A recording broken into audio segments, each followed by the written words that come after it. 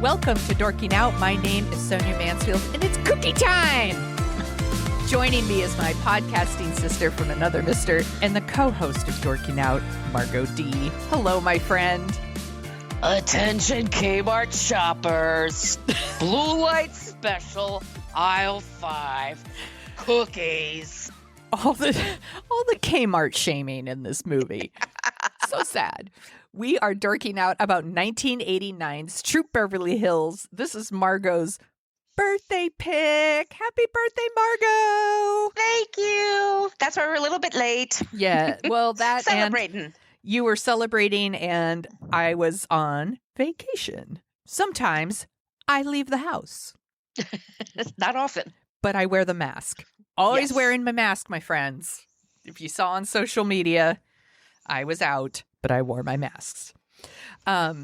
We are, like I said, talking about Troop Beverly Hills. It's written by Pamela Norris, who the name I did not recognize, but I wanted to look up her credits. And she was a producer of like Designing Women and Mad About You. And she wrote for SNL and Remington Steele, which I used to love. I used to love And Remington she Steele. used to write for a show called It's Your Move with Jason Bateman that I also... Oh, I remember that. Was Stephanie Beacham his mother or... That No. sounds correct. No? He had a hot mom. He had a hot He had a mom. total hot mom. Stephanie Beacham's in this movie. Oh, no. I- No, she wasn't the mom. I forget who the mom was. The mom was a real sex pot, though. She was in, like, some of those 80s teen comedies, like My Tutor and, you know, shit like that. Right.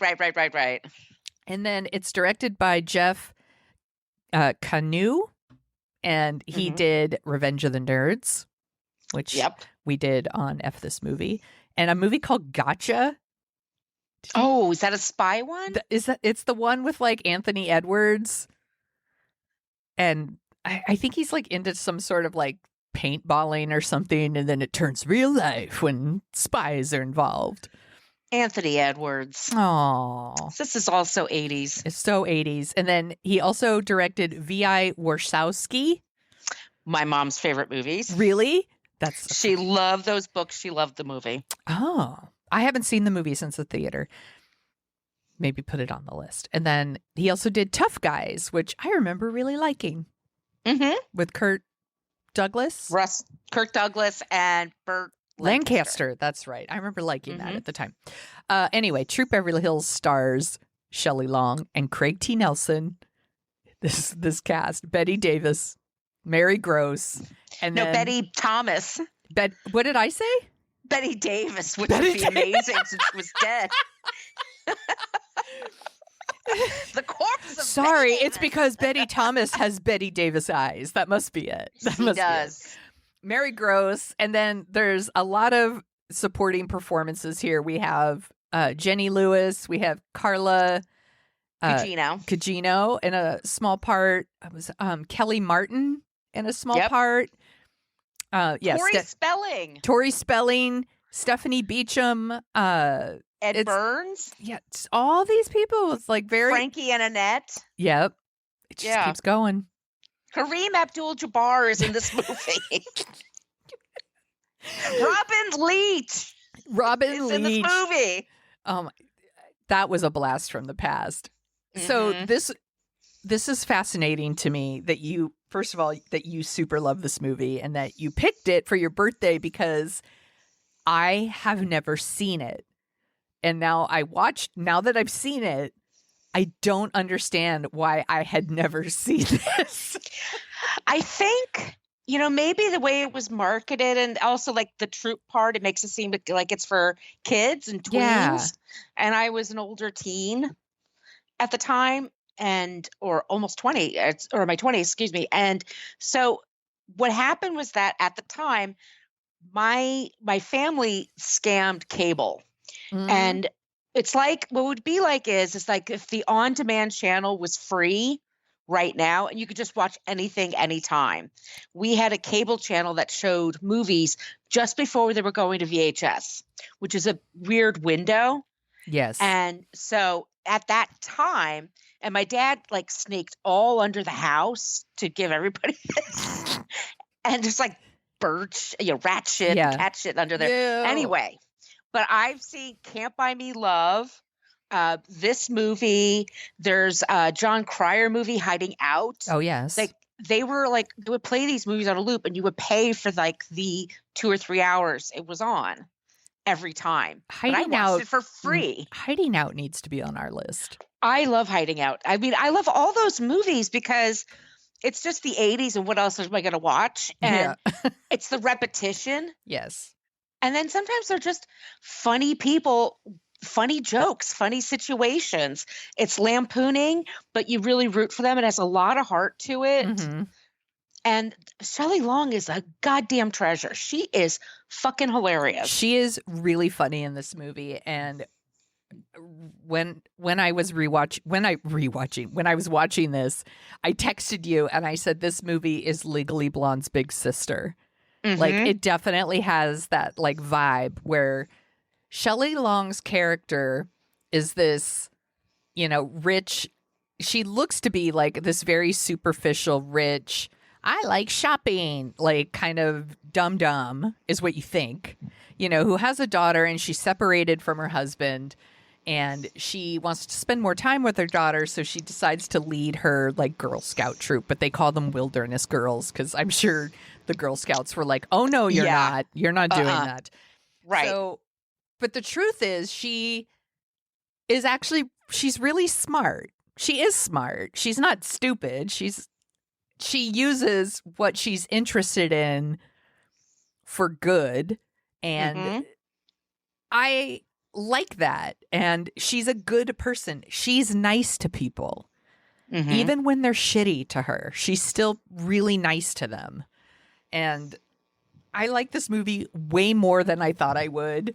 And I don't know if like 18-year-old me would have appreciated this movie, even if I had seen it.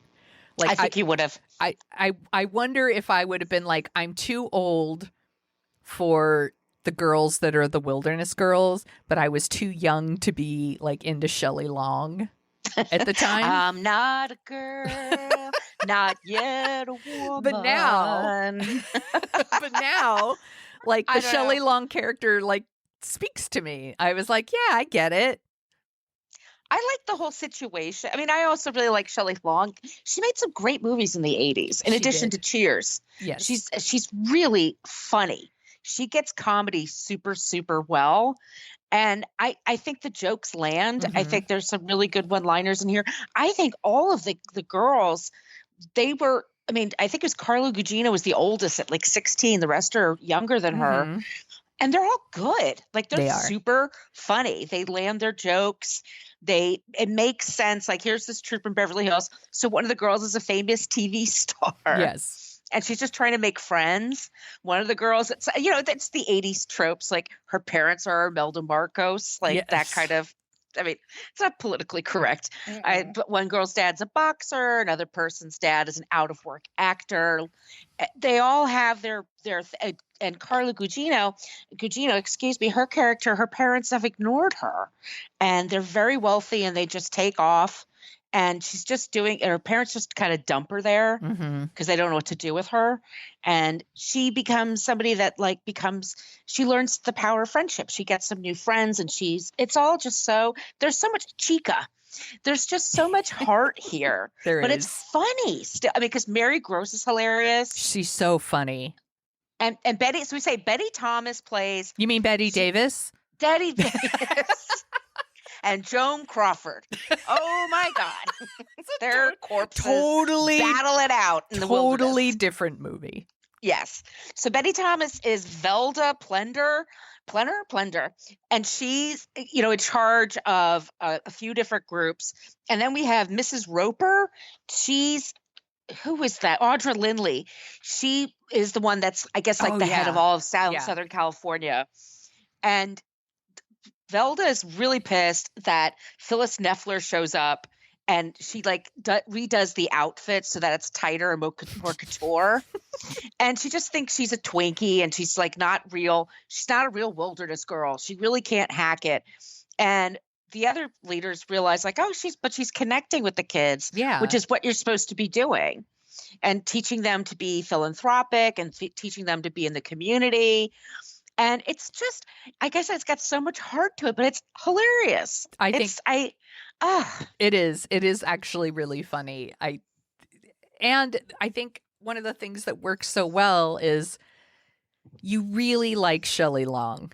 Mm-hmm. You really like her, and you know, she does like really connect with those girls, and she really does want to help, and she really does want to do the right thing, and she does teach them all the things that you're supposed to learn.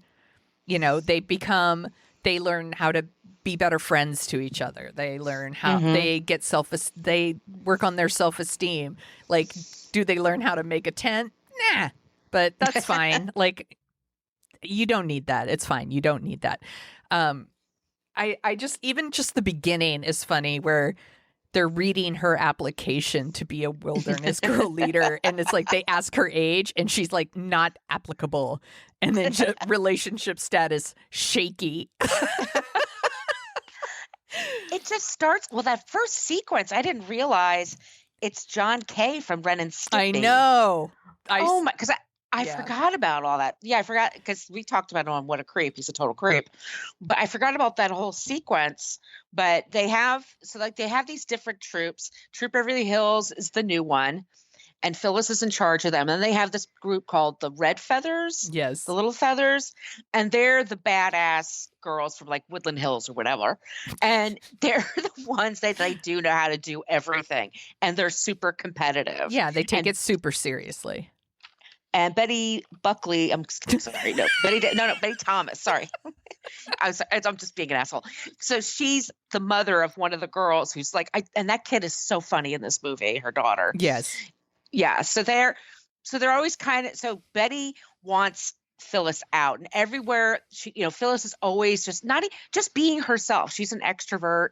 She's good at planning. She's good at making connections and bringing people together. So she raises a lot of money and she raises the profile. And Betty Thomas is always trying to. I think you mean Betty Boop. It's Betty Boop. How many Bettys can we name? And so they're just Betty Draper. Anyway, so they have a big part of the movie. There's a couple of things. There's one part she has Mary Gross move in with Phyllis so she could spy her. I'm like, what kind of job is this? Can I get this job? It's so where ridiculous. I'm just hanging around Beverly Hills for weeks on end. And then she finds out that no, Phyllis is really a nice person and very, charitable and kind, like you said. So she comes over to the good side. There's a scene. I love the scene where Chica comes to the house and it turns out her parents left her on her birthday. So sad. And it's so sad. And she's such a good little actress. She's perfect. But this is sort of that turns the tide. And then they have a thing where they're selling the Wilderness Girls cookies.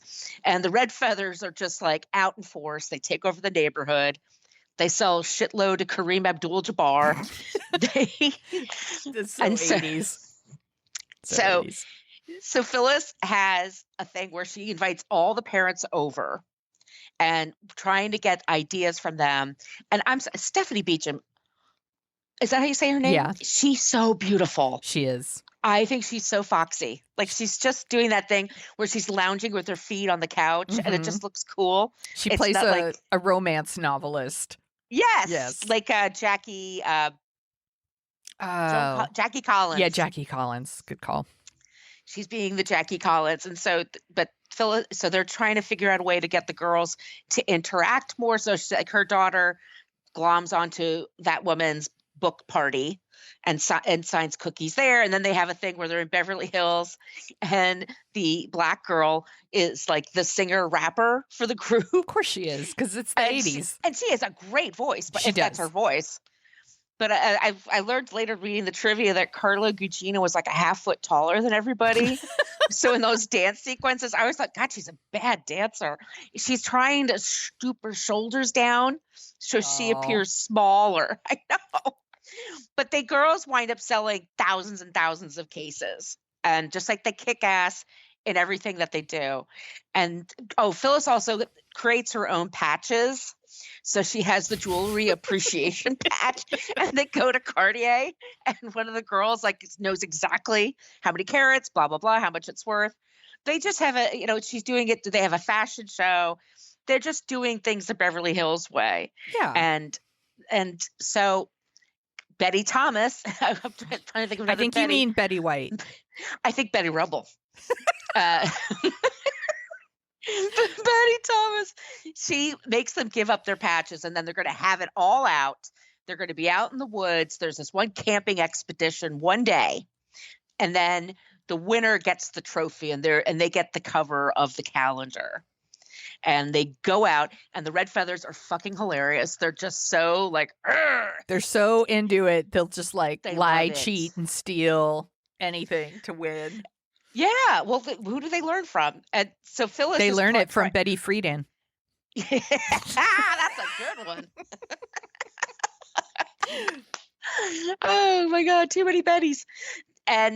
But Phyllis, they learn they do everything honestly, and then the Red Feathers, Velda, excuse me, she falls and breaks her ankle. Doesn't look bad to me. Yeah. But they just leave her behind, like, you're dead weight. And her daughter says, I love that scene. It always cracks me up. We gotta leave you. You're dead weight. And then Shelley Long and her troop comes upon her, and they carry her back, and they take her in. They carry Betty Crocker with them across the finish line. Are you just like Googling Betty? No. Are you? No. But that's and the girls win, and the Red Feathers steal the trophy, but they don't give a shit because they're richer than anything, so they don't even need the trophy. Right? They can just buy They're all super wealthy. So we have these very privileged girls that we should hate, and we wind up loving them because everyone has their good qualities and bad qualities, and they just kind of come together. They become real friends. And this movie, it just gives me all the feels, and it cracks me up, and it's just perfect. That's why I think it fits in a kind of this would fall in line with, say, like I said, Legally Blonde or Clueless. Mm-hmm. Or, these are characters that in other movies you would super hate. Right. But here they're so likable, and their intentions are always really good, and they learn something. It's such a fun movie. And on top of all of this stuff that's going on, Shelley Long is separated from her husband, which is Craig T. Nelson, 80s mainstay Craig T. Nelson. Coach. And Poltergeist. And they are splitting up. Like, he's living in the pool house when the movie starts. And I did think it was funny that the maid is the one that can't seem to deal. The housekeeper is really more upset about the divorce than their daughter. It seemed like you couldn't even talk about the divorce, and the housekeeper would like run out of the room and start crying. And they're like, I told you not to talk about the divorce in front of her, because she really cares about them, which means, I assume, they're very nice to her, which I like. And they're nice to each other. I mean, he's being a dick by leaving. Yeah. And he has a young girlfriend that's like, what is she, 20, 21? Oh my gosh, yeah. That he's squiring around town. So, but even he is like a nice guy. He wants to have a connection with his daughter. He wants to be a good dad. Mm-hmm. He wants, so he wants to make better choices. So he starts to see what we all start to see in Phyllis, which is just like, she's cool. Yeah, and their relationship isn't just that she's shopping all of the time, and that's why, he doesn't love her anymore, or that he just wants a younger piece of ass or whatever. Like, they establish a lot in a short amount of time with the idea that, like, she's the one who worked and, like, clipped coupons to put him through law school so that he could do important things. And then he just, like, opens this, like, chain muffler shop, and he makes all these cheesy commercials, and, and he's lost himself, and, like, but then he's also complaining that she's lost herself, that she used to be really fun and creative, and now she's none of these things. She just goes shopping or whatever. So they're both, like, in a sensitive spot. They're both trying to, I don't know, figure out the new way they're going to be. I don't know. Mm-hmm. Like, it's almost like they're both having midlife crisis, basically. And I don't know. I think their relationship is actually, I really liked it.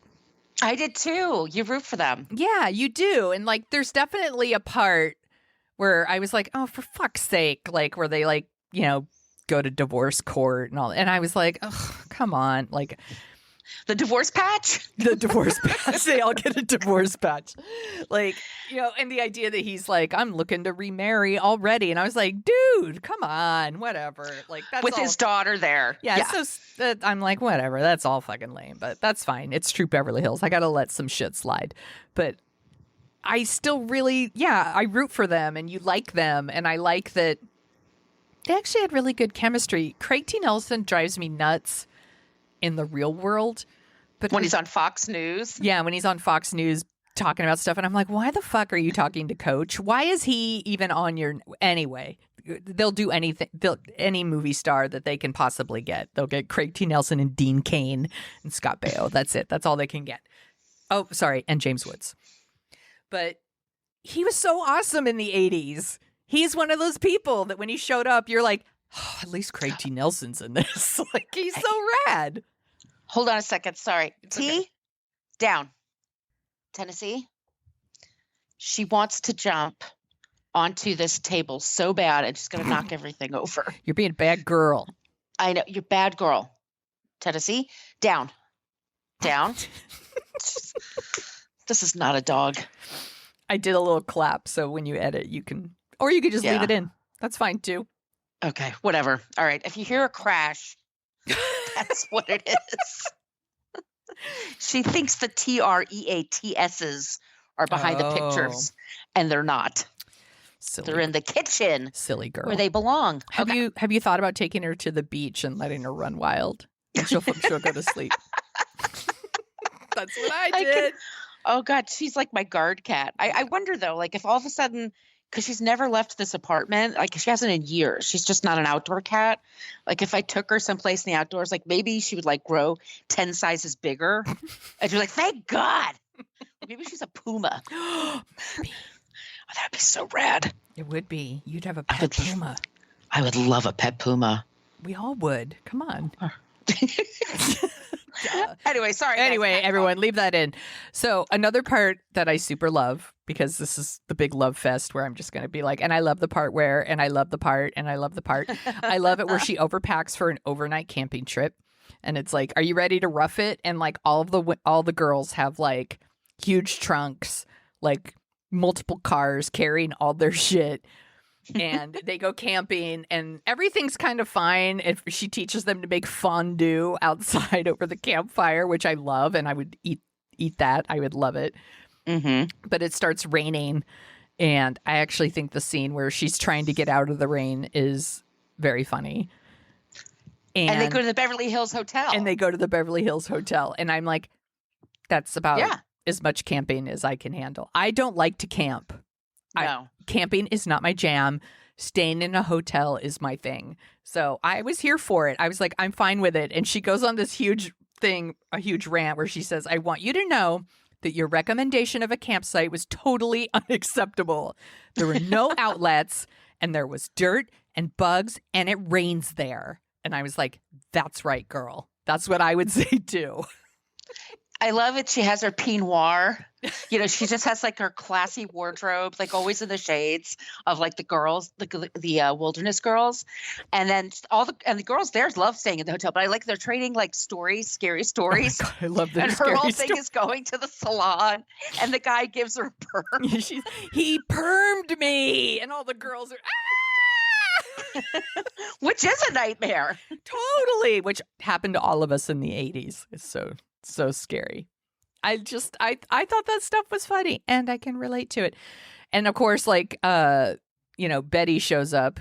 Which Betty was it? I can't remember. Damn, I'm running out of Bettys. I know. There are only so many. Betty Garrett, was that a person? Let's say so. Okay. Because I'm Laverne and Shirley, Mrs. Garrett. So she shows up and she's like, this is not roughing it. And then Shelley Long says, 1 bathroom for 9 girls is roughing it. And she's right. She is totally right. It's just, I really like it. I also love where they get the CPR patch. That was the other one that made me literally pause the movie and laugh out loud because I didn't want to miss the next joke where he asks her to lay down and open her mouth. And she's like, last time I did this, I got more than a patch for it. That made me laugh out loud. Oh, those It's sex such a jokes But Shelley Long is hilarious. She is all in, and I love it. I don't think we've talked about Shelley Long on this show before. I don't know if we've ever done a Shelley Long movie. Like we definitely have had conversations about people who are really good TV stars. Like a Jennifer Aniston is like a really good TV star, but doesn't translate to a movie to me. Shelley Long surprisingly translates to the big screen. I really like her. And she did this. I remember she did Outrageous Fortune with Bette Midler. Yeah, and I remember thinking Not Betty Midler. Not Betty Midler. Bette Midler. Totally different. I remember thinking she was quite funny in that. She did what's the one you brought up recently with Ryan O'Neal? Irreconcilable Differences. Such a good movie. Yeah, she's Shelley great in that. Yeah. Yeah, she's one of those, she's an actress. She's not like a movie star, but like she's so good when she shows up in things. I loved her on Cheers because I'm not a monster. She was also really good in the Brady Bunch movie. Oh my God. How could I forget the Brady Bunch movie? Of course. Directed by Betty Thomas. Holy shit. Yep. How did I not know? I did not know that. Yep. They met on the set of this movie. Betty Thomas became a big director, and she directed that first Brady Bunch movie. I think is excellent. I love it. It is on our list of movies to watch for sure. She directed the Howard Stern movie too, right? Yep. Yeah. See, look, y'all. Betty Boop is awesome. Betty Thomas. Betty Grable. Betty Grable.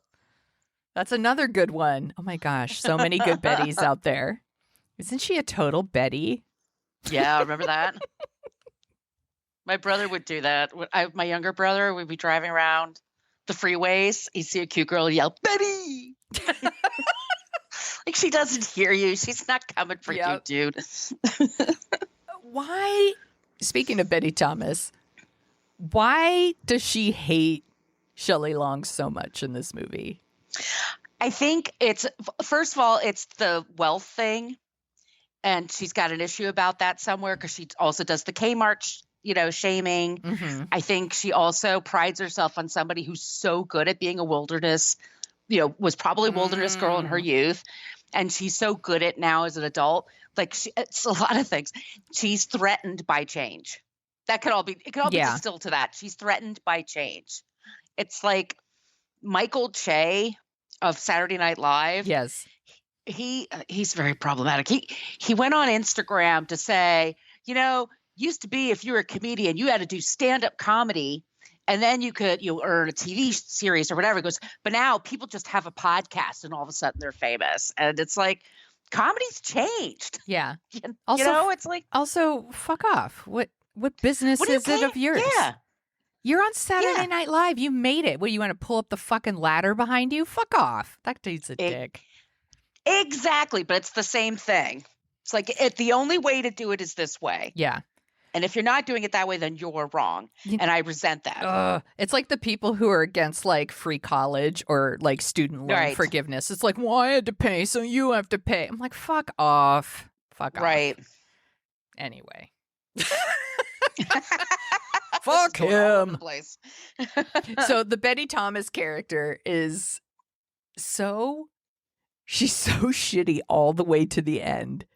You would think by the end, like she breaks her ankle and her own troop, including her own daughter, fucking leave her to like be eaten alive by animals. And you're dead weight. You're dead weight. And the troop Beverly Hills pulls her across the finish line with them, and she's still shitty to them even after all of that. And then there's like the joke where she's like, she ends up working at the Kmart and she's being shitty at Kmart. She's a miserable person. She never learns a lesson. And Phyllis would be a great friend to her. She Could be a totally great would.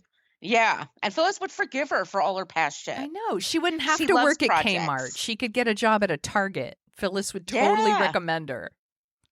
And like management, not even like have to be at the cashier. Yeah. Also, But working at Kmart is fine. There's no shame. Kmart's great. Yeah, but Kmart was the butt of like the jokes in the 80s. That's And the blue light specials was a joke, right? Because the blue light would be in a aisle, and then people would lose their shit going to the blue light. oh my god, they would. It was like underwear for $1 a pack. It Oh was my like God, I need underwear. like Black Friday every day in Kmart. Yeah. So what's your favorite part of this movie? I like the whole montage of when they're singing "It's Cookie Time." I love it. I love the fashion show with Mhm. Robin Leach. I like Chica when she's crying, and then she Aw. they make a birthday party for her. I like the wilderness stuff at the end. I don't know. It's like a perfect little movie to me. There's not a wasted scene. This is Everything true. makes sense, you know, and you're happy with the conclusion. Yes. And I like that there, like you said, there's actual jokes. Yes. It's not just that the idea is funny. There's actual jokes to be made, which doesn't always happen. It's a really fun movie. I especially for girls. I feel like if young girls want to watch this, I think that they would still like it. I think it holds up. It's really good lessons. I think so, and I think the girls are really, really smart, and I really enjoyed it. It was a good pick, Margo. Thanks for finally getting me to watch Troop Beverly Hills. I'm not wrong. You're not wrong. You're super smart. I always say you're super smart. I'm not wrong here, people. You I know are what not. I'm talking about. I don't like to waste time. I really don't. No, you hate it. I hate it. So trust me when I say this is worth your time. I know it's 31-year-old comedy, you know, and it's not going to land. It's not going to whatever. It's going to be politically correct. It's slightly like the thing like the hobo stew. What is hobo stew, by the way? Do you when they're on the luxury yacht and she puts wine in the hobo stew? Yeah, what is hobo stew? If any of you know, let me know. I thought hobo stew was like where you like boil a shoe. Like Isn't that like from the old Hollywood movies? Yeah, they would like be boiling a shoe and they're like eating the shoe, or like they have a can of beans that they pull out of their bindle. I love the yacht when the girlfriend gets knocked over. And then she's like, send me a lifesaver. And she pulls a mint out of her bag and throws it at her. You want wintergreen or butterscotch? And then she says, relax. The silicone will keep her up. Yeah. It's very 80s jokes, but they're good. They're landing. Yeah. There's no improv. There's none of that. It's just really good actors being funny. I think so too. It's super enjoyable. I rented it and I was like, I should have bought it. Yeah. I'm like, why don't I listen to Margo? I mention this stuff to you and you got to listen to it. I'm so stupid. You're not stupid. I'm not stupid. You're not. I'm not stupid. But now I have my Troop Beverly Hills patch, so I'm really excited. You're going to want to see it again. Trust me. I know. That's why I'm like, I blew it, but I'll just buy it. It's fine. Yeah. Do you want to hear about some of the other movies that came out the same month? Yes, please. Okay. All of these movies came out in March 1989, same month as Troop Beverly Hills. Dream a Little Dream. We're going to talk about that in the music list, but yes, that's a fucked up movie. That is such a strange movie. Don't know if I've seen the whole thing, but I know it that has its fans. Yeah, it definitely does. It's got the Coreys, and the Coreys have had a very devoted fan base, and it had Meredith Salinger, right? Patton Oswalt's better half, Mm-hmm. yes, and the Coreys, and I'm trying to think. There was like older people in there, like James. What's his nuts? He was in Parenthood too. Betty Thomas. Was it Betty Thomas? It was Betty Thomas. Dad in Parenthood. Oh, Steve Martin's dad. We have to do Parenthood too. Shit. Oh, why? I love Parenthood so much, and why am I blanking on the dad? All right, Jason we'll look at- Robards. Jason Robards. Thank you, Jason. Not James. Jesus Christ. That was going to fry my brain because I do love that movie. I know you love this movie. Lean on Me. We have to talk about it. That's definitely on the list. Skin Deep. What's that? That's I think it's a Blake Edwards movie with John Ritter. Oh, that's with the condoms? Yes, the glow in the dark condoms. The glow in dark condoms. That's as highbrow as it gets. I did not like that movie. I love John Ritter. But I too, love R.I.P. John Ritter. This is true. That's why I saw it, I think, because I really love John Ritter. He was a good TV star. A fantastic TV star. And a good actor. He was definitely a good actor. He did voiceover work too, by the way. And sometimes Calvin watches like Clifford, the big red dog cartoon, and John Ritter did the voice, and it always makes me a little sad. I'm like, oh, John Ritter. The Adventures of Baron Munchausen. No, not into that. Not your jam, huh? Not my jam. Maybe this one is. Chances are. So is that Marissa Tomei? No. Mary Stuart Masterson, right? Mm-mm. And Robert Downey Jr. Yes. And Sybil Shepherd. Yes. You are right. I know that one. There was, for folks who don't know, in the late 80s, we got so many of these like body switching movies. Yeah. And Chances Are was one of those movies. It was very weird. Very weird time. Police Academy 6. I probably saw it. I'm sure you lined right up for that. I'm sure I did. Fletch Lives. That is such a disappointment. We did an episode on the first Fletch. Problematic, but funny as hell. Fletch Lives, not so much. Yeah. 976 Evil. I'm sure if Patrick Bromley were here, he would know exactly what that is. I think that's the one that stars Robert Englund, who, of course, played Freddy. But I don't, other than that it's got a phone number in the title, I don't know anything about it. Also, here, a few more. Dead Bang. Who's in that? Don Johnson. I don't know that one. Your mom does. Your mom did, for sure. My mom all moms saw it, love the Don Johnson movies. And then Heathers. Great movie. Which I don't know if it holds up, but I loved it at the time. At the time, it was the shit. It was indeed. So do you want to hear some of the top songs in March of 1989? Yeah, I do. I just have a few here. Debbie Gibson, Lost in Your Eyes. I loved Debbie Gibson. Me too. Only in My Dreams. That's a great song. That's good. A bop. Mm-hmm. Another bop. Tone Loc, Wild Thing.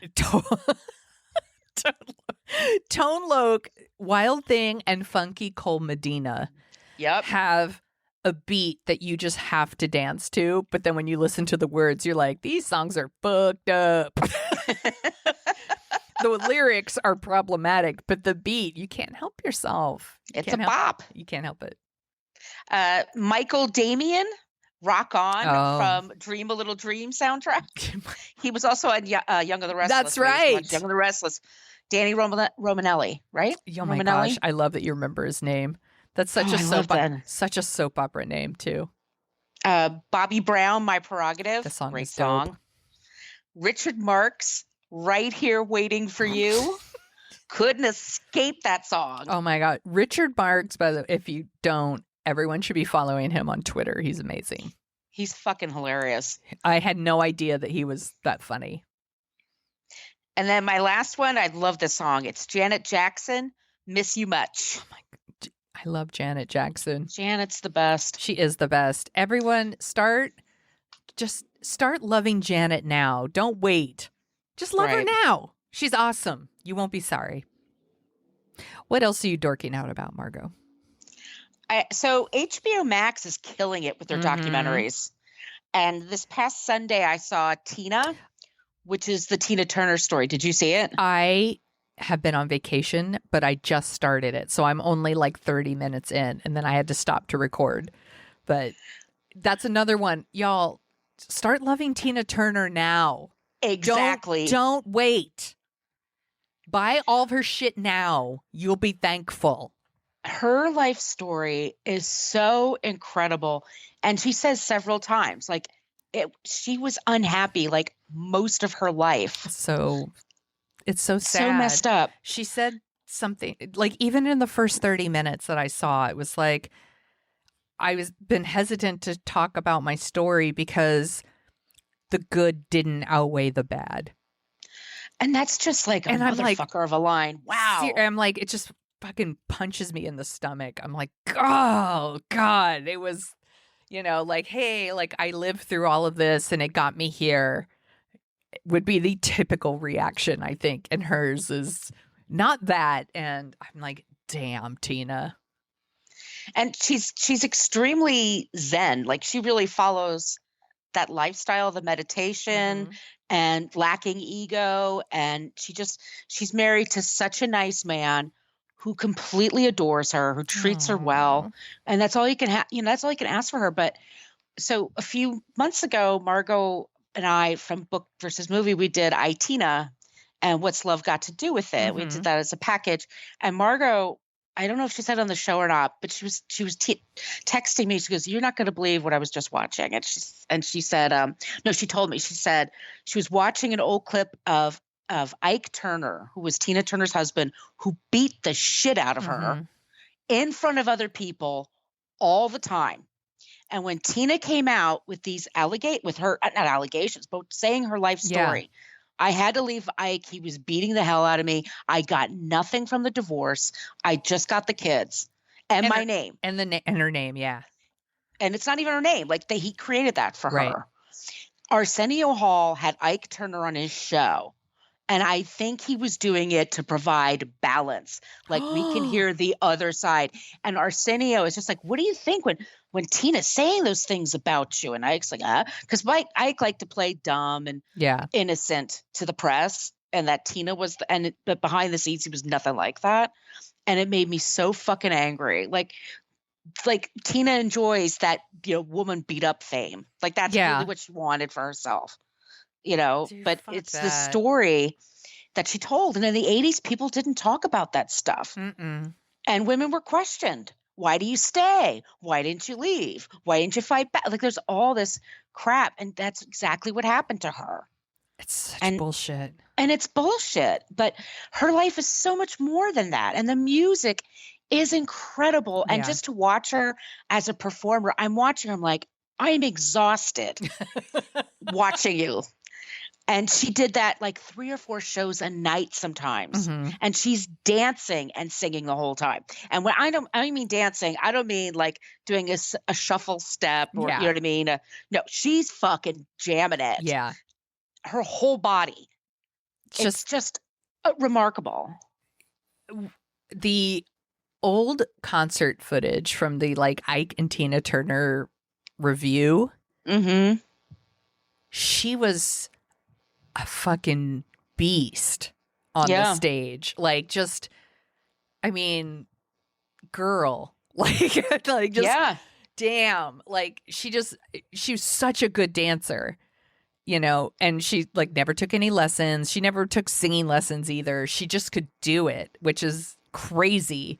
Right. But like the way she dances with the backup singer and all of that, and just and including like later after Ike Turner too, like in the 80s and stuff, she could fucking move. Yeah. And I'm really excited to watch the rest. And when I saw like even the trailer for it a couple weeks ago, like coming soon, I was like, oh shit, like it's happening. I can't fucking wait to watch it because I really love Tina Turner. I think she's great. She's unbelievable. She had the Guinness World Book of Records for the biggest audience. I think it was in not in Argentina, I think Brazil. And it was 186,000 people. Holy shit. Picture that. And she's in her 50s or 60s when she did that. And she's rocking that stage, like from the word jump, like she's going. It's unbelievable the talent that she has. And then you meet the person and she's so quiet and so serene. And she just prefers to live in Switzerland. And just that's what she wants to do. Like, it's just unbelievable what she's been through. Her son died by suicide a few years ago. Yeah, Craig. Oh, I did not hear that. That's so sad. Yeah. So she's been through so much. Yes. And doesn't complain. I mean, she's just kind of tells her story. And it's just fascinating. And she's so talented. And that music is so great. And I just, What's Love Got to Do With is an awesome bop. That's a great song, and it always makes me shimmy. Yep. I loved the video with her legs and the mini skirt and shit. She's the shit, man. She is the shit. And that, Private Dancer, the whole album is fucking rad. She did that, song from like Mad Max Beyond the Thunderdome. Like, we don't need another hero. And it was good. Yeah, it's a good song. I'm like, it's cheesy. It's pretty 80s. Like, I sing it sometimes as a joke, but it's because I fucking love it. That's why. She's just a unique talent. And like you said, listen to her now. Don't wait until she's gone. Like, appreciate her now. There's just some people. My sister and I talked about this after Prince died, where we were like, we kind of sleep on some people where we're like we super love them, but we don't talk about how much we love them. And then they pass away and we're like, oh shit, Prince died or whatever. And and Tina Turner is one of those people. And Stevie Wonder is one of those people. And Elton John is one of those people. Y'all just fucking love them now. Love it. Like, fucking love the shit out of them. Post that shit all over social media and talk about how much you love them because they deserve it. They do. She's rad. I'm glad that you really liked it because, like I said, I just started. And even the 30 minutes I saw, I was like, yep, I'm in. And they had Kurt Loder because he's the one who wrote her biography. I didn't know that. He looks good. He does He's look in his 70s. Kurt Loder was like our Walter Cronkite, by the way, in case y'all don't know, in the 80s. He was a better newsman then than anybody is now. Yeah. Like if somebody was like looking for truth and looking like I loved MTV News. Yeah. We got big news from Kurt Loder back in the day. Yep. And it wasn't just, Warrant broke up or whatever. There was serious shit. She's my cherry pie. Wait, what happened? Hear that live again? God damn it. That's the Jamie worst. Died. That singer died a few years ago. Who? From Jamie. Oh, really? Warrant. Yeah. Oh it's my really gosh. sad. Yeah, but we were saying no, like when Kurt Cobain died, I learned it from MTV News. Yeah. He was a big deal to a lot of us. I didn't know he wrote the book with her. Mm-hmm. That's awesome. I was happy to see him when he popped up. I was like, oh shit. Hey Kurt, what's up? Yeah. Did you? And there's an interview that she did in like 81 when she first came forward with the abuse charges for People Magazine. And People Magazine was such a big magazine that she wasn't even on the cover. It's just like one of the taglines. I saw they showed the cover, and the cover is Johnny Carson. It's oh my God, America. Yeah, I was like, and then culture. Like a little like sidebar thing was like blurb, yeah, Tina Turner, Life Without Ike or some bullshit. Like she's dating now. Like it's weird. It's like it's so like you're gonna read about her sex life. Then if you read the story, you'd be like, this is a bummer. Not what the story's really about. People Magazine. Oh, old People magazines are the best. And if you listen to us at What a Creep, you know that I love to read old People magazines when researching our creeps because they're the best. They are. Speaking of HBO Max, we haven't talked about this yet. I watched the Zack Snyder cut of Justice League. Oh, did you watch it too? Of course, but I did it all one fell swoop. I did not. I broke it up into parts that I watched on the treadmill and then finished. Like I think the last 2 hours I actually sat down and watched. But the first 2 I broke up on the treadmill. And I like the Snyder cut way better. It's way good. better. Like I totally acknowledge it's too long. Like 4 hours is long. There's a lot of slow motion. I'm like, maybe the movie could have been 3 hours if they removed all the slow motion. That's fine. Mm-hmm. It's still good. I think it's great. I think the Wonder Woman sequences are fantastic. I love the Wonder Woman stuff. Ben Affleck's good. I Yep. never really thought of him much as a Batman, and I'm like, he's a good Bruce Wayne. He's Yeah. really believable. Ezra Miller isn't as annoying as he was in the other version. It's hard when you're playing a teenage superhero. Yeah. You're gawky and awkward. Aquaman's pretty cool. Jason Momoa. Mm-hmm. I loved the last Jared Leto as Joker. I liked that. That shit was It was fucking twisted. creepy. It was twisted, but I liked it. Yeah, it was so creepy. And I thought Ray Fisher, who was Yes. as Cyborg, almost completely cut from Justice Yeah. League. Like, I didn't rewatch Justice League before watching this. I saw Justice League in the theater, and I remember at the time actually being kinder to it than a lot of other people, mainly because I liked Wonder Woman so much that I let a lot of shit slide. But watching this cut, I was like, Jesus, they cut out so much of Ray Fisher from the Joss Whedon cut. It was unrecognizable. He had a whole other story that like they didn't even get into. Joe Morgan? Yeah. As his dad? He's one of those people. He's so good. Great. He's always good. It was such a better movie. Like, I know that Zack Snyder had like a death in the family. I think his daughter died by suicide. Yeah.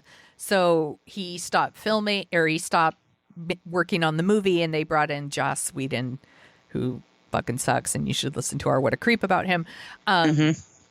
They brought him in to kind of like finish it, and he like cut it together, and he made like something that was going to be kind of Avengers light, I think, and it just didn't work at all. And this cut, I don't know if this is what would have played in theaters because it's 4 hours long. Maybe you need an intermission. You need an intermission, or maybe it would be a 1 and 2. Maybe it's like a, maybe you divide it up like a Harry Potter and the Deathly Hallows or something. I don't know. Or the last event, or was it the last Avengers? Yeah, 2 parts? Endgame or was it?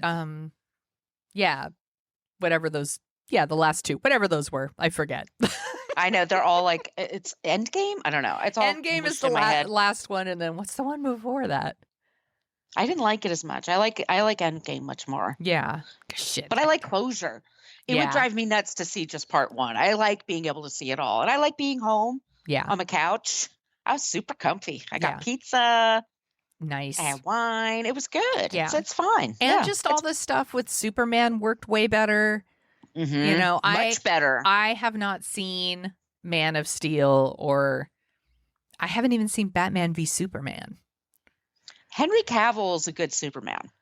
But what I saw in Justice League, it wasn't really selling me on those other movies. And then when I saw this version, I was like, maybe I'll actually go back and watch those other ones. I thought evil Superman would be stupid. I just don't understand the concept. Like, he's Superman. You can't change his mind. You can't, but then like they convinced me like, oh yeah, you can. And it's really fucking scary because he's Superman. No shit. Super evil man. Super evil man. He's like my cat, but she's pissed. His eyes change. Super evil tea. Evil tea. It was good. I do recommend it. And like I said, they actually divide up the movie into like 6 parts. Yeah. So there's natural stopping points. So if you don't want to sit down and watch 4 hours of a movie, which is hard for some people, like you could divide it up, which is what I did. And I think it still works. I don't love it like I love Wonder Woman or Bird of Prey, but I still really, really liked it. Thought it was It got much me into better. DC again. Yeah. Yeah. Did you see Bird of Prey? I didn't like it as much. Yeah. Maybe I'll try again. Maybe I should just try it again. Maybe I wasn't in the right mood. I don't know. There's some Bird of Prey really worked for me. Maybe I was just in the right frame of mind. I'm a little fucking salty lately, as we all know. So yeah, more so than usual. So maybe that's why it worked for me. But I really, really like that one. And of course, Wonder Woman is Wonder Woman. A dream. She is. But I'm so glad we talked about Troop Beverly Hills. I'm so glad you liked it. I was so worried. Like, am I going to have to end this friendship because she doesn't like this movie? If you I'm don't like, like it, we can't be friends. I'm just like, you got too much of a stick up your butt if you can't like enjoy this. Okay, this movie it's just like a breeze in the afternoon. It is. It's cotton so candy. light and it's frothy and it's wonderful. It is. I really, really enjoyed it. It was a good birthday pick, Margo. Thank you. Where can people find you on the internet? On social media, I'm at Brooklyn Fitchick for Twitter and Instagram. Don't even bother with Facebook, Brooklyn Fitchick. I never check it, sorry. And I'm just starting with TikTok because that's what the kids are into. But I haven't created anything yet. I'm just in the looking phase now. Mm-hmm. And my blog is brooklynfitchick.com.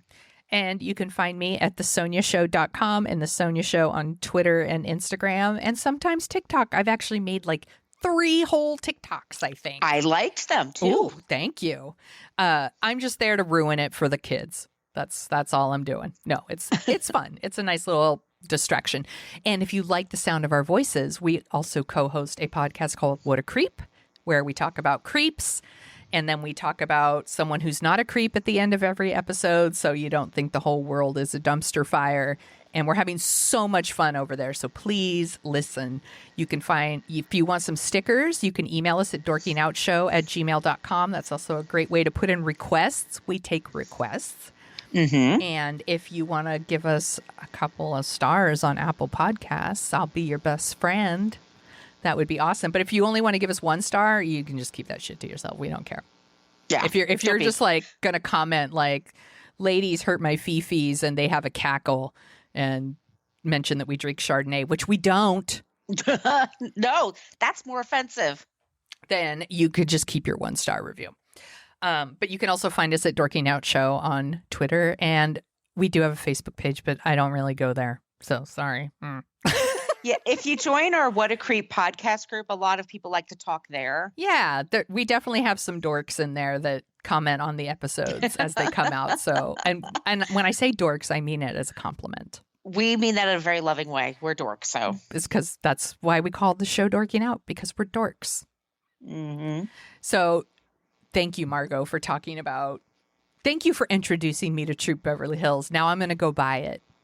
I think it's one of those movies also, I swear to God, you get something more from it every time you see it. And it's confection. It's just very sweet and fun and light. It's cookie time. And it's cookie time.